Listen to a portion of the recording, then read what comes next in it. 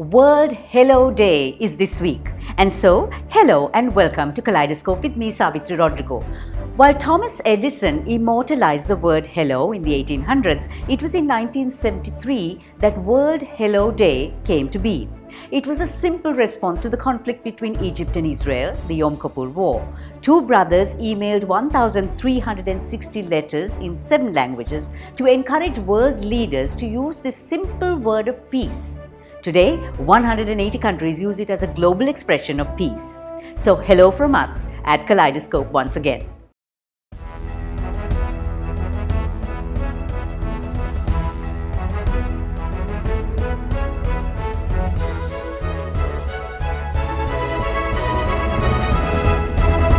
Kaleidoscope with Savithri Rodrigo is on YouTube, Instagram, Facebook and LinkedIn. And once you've watched us, press like and subscribe or follow us too. Ahead on our show, we ready young leaders for a centenary of independence, discuss economic impacts of the port city, get some money from honey and go romancing the stone. We'll be back with the week that was. Hold your breath in for a moment. Find your calm.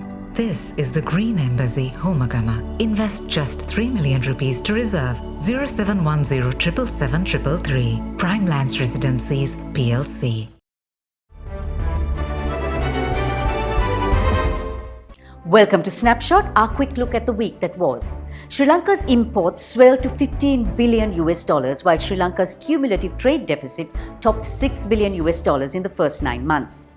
The Purchasing Managers Index showed the manufacturing sector reaching a 7-month high in October, increasing 6.1 index points compared to September. ICTA and UNCTAD stated that Sri Lanka's digital economy reached 4.37% of GDP. With the onset of rains, dengue is on the rise with over 1,800 cases reported in November, with the Colombo district having the highest cases. The Muppet Show has introduced Ji Young, a 7-year-old Korean-American puppet, in its continued quest of showcasing inclusivity. An American artist recruited 300 people to pose nude to draw attention to preserving and restoring the Dead Sea.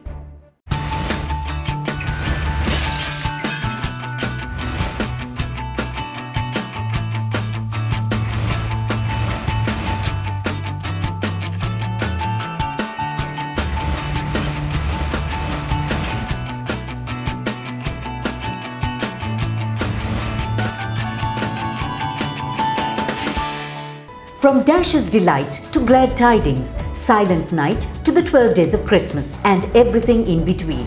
Indulge in the magic of Christmas with some gift giving with a wide range of goodie-filled hampers from Park Street Gourmet.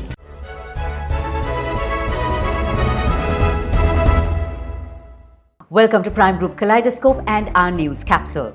The port city Colombo, which had an initial investment of $1.4 billion, will see its common infrastructure completed by end 2021 and the entire city completed by 2041.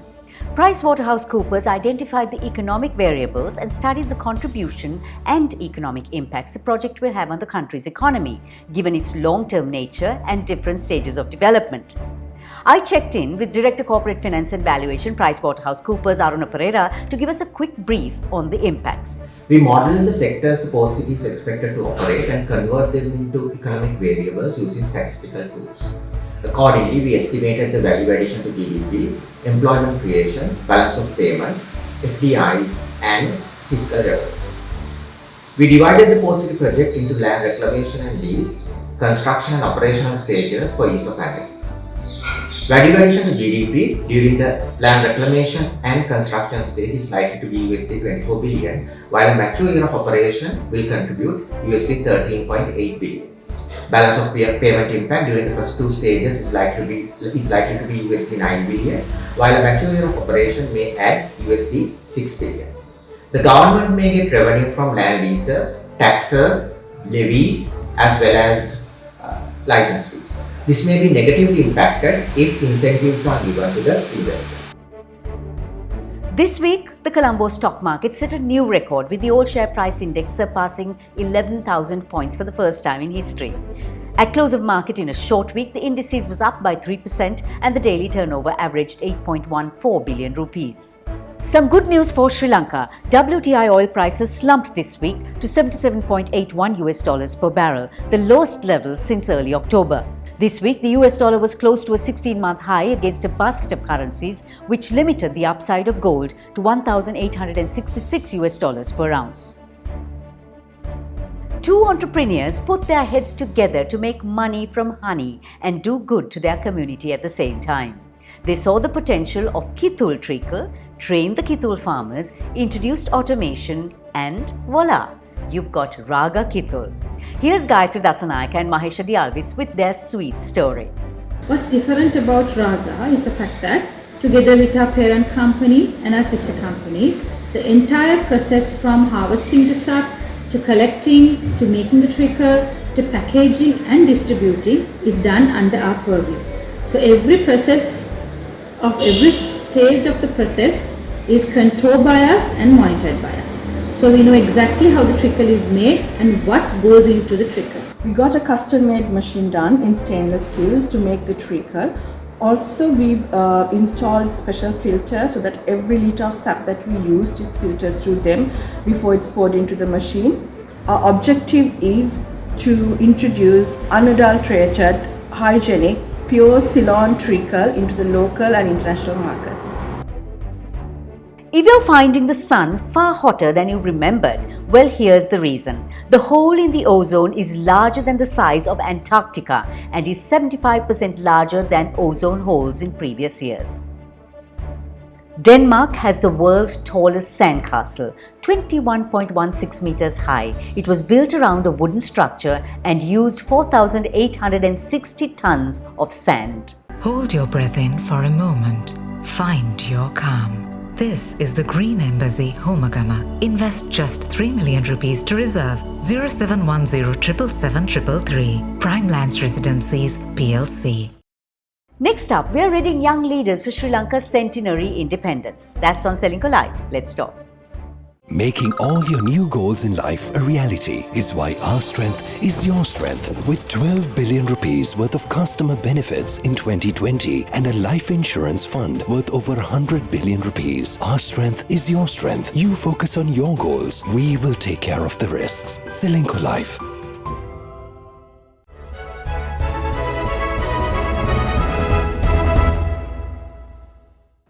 Sri Lanka's Gen Y and Gen Z inherited a country mired in conflict, corruption, lack of leadership, accountability and vision. We have not in recent times seen the emergence of young people ready, able and willing to take on that mantle of leadership. The reasons are strongly woven into the socio-political and economic landscape. But we have a responsibility. We must have leaders who will transform this status quo and turn it on its head. We need young leaders who will advocate and implement policies for that transformation, who will be exposed to a broader worldview, be inspired by a great vision and a unique set of skills, tools, knowledge, capabilities, and passion to lead this once great country. So how do we find these young leaders? The centenary movement strives to ensure that Sri Lanka can celebrate a united, prosperous, just and thriving nation. එක්සත් සමෘද්ධිමත් සහ යුක්ති සහගත දේශයක් නිර්මාණය වේ. தெளிவான தரிசனம், மறுக்க முடியாத ஆற்றல், வலுவான குணாதிசயம் மற்றும் உண்மையான இரக்கத்தை உடைய. The centenary movement is stepping in. It plans to build a group of dynamic young leaders across ethnic, religious, regional and socio-economic lines to blaze a collective vision for Sri Lanka. We have with us Neluni Tilakaratna, a member of the core group of the Centenary Movement. Welcome Neluni to Selinko Life. Let's talk. The Centenary Movement is extremely interesting, but let me start off with something that has been plaguing me. Why is there a dearth of young leaders in today's political spectrum in Sri Lanka? Well, it's not that young leaders are not interested in getting into politics. There are enough young leaders who are actually interested, but the issue is that they don't really have a platform to get their foot in the door. And also if they do, they have to actually engage with the mainline parties, which are so corrupt, and it's a difficult setting for young people to hold on to their moral values and integrity and actually run that race. So a lot of young people choose to stand outside the system and advocate from outside instead of actually getting in, which is why we have a dearth of young people in the system. So what are the plus points already in place in young people today which can be used in leadership? One thing I see is just this connectivity through social media. Young people are tech savvy, young people are far more connected than they ever were. And this is a huge opportunity to reach out to the very groups that young people choose to serve. What traits are needed for national level leadership? What skill sets are we talking about? So a lot of people think that to get into national level leadership, you need to first have funding and you need a massive network. But no, the first thing you need is to have a heart that's willing to serve and a heart that's willing to take on the burdens of other communities as their own. And also the ability to communicate these issues effectively with a group of like-minded people around you. And also, thirdly, it is relentless, just having that relentless courage to keep going, because change takes a lot of time. So once these three factors come in together and you have a community around you who's working with you, the funding and networks will follow suit.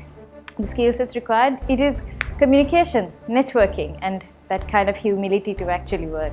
What are the plus points already in place in young people today which can be used in leadership?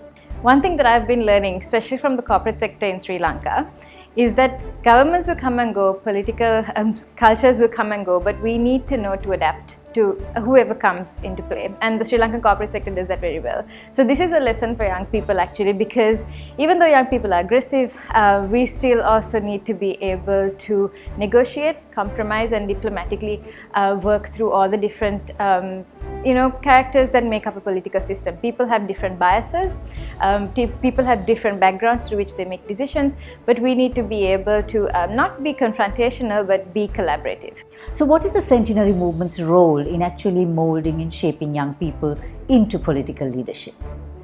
So the centenary movement is providing a platform for education. The first most important thing for young people to understand not just politics but policies and how to work it at grassroots level. So there's soft skills and there's also training on, say, fundraising and communication, and also on policy, different pillars in policy. So for example, education policy, health policy, what works, what doesn't work. We are not trying to give in we are not trying to say, this is what's correct or what's not correct. In terms of policy, there's a lot of reasoning and understanding and studying international and national policies. And most importantly, the Centenary Movement has designed its syllabuses to bring out young people with 4 key characteristics, and this is what I'm very happy to share about. One is young people with the clarity of vision, to have a plan for a long-term goals and short-term goals.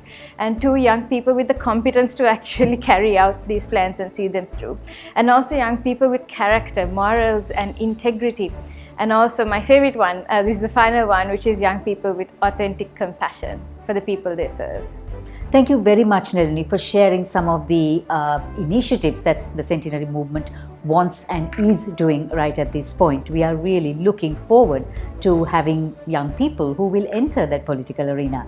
The movement's hope is that when Sri Lanka celebrates its 100th independence anniversary in 2048, the country would have experienced the transformational change that we have all been waiting for.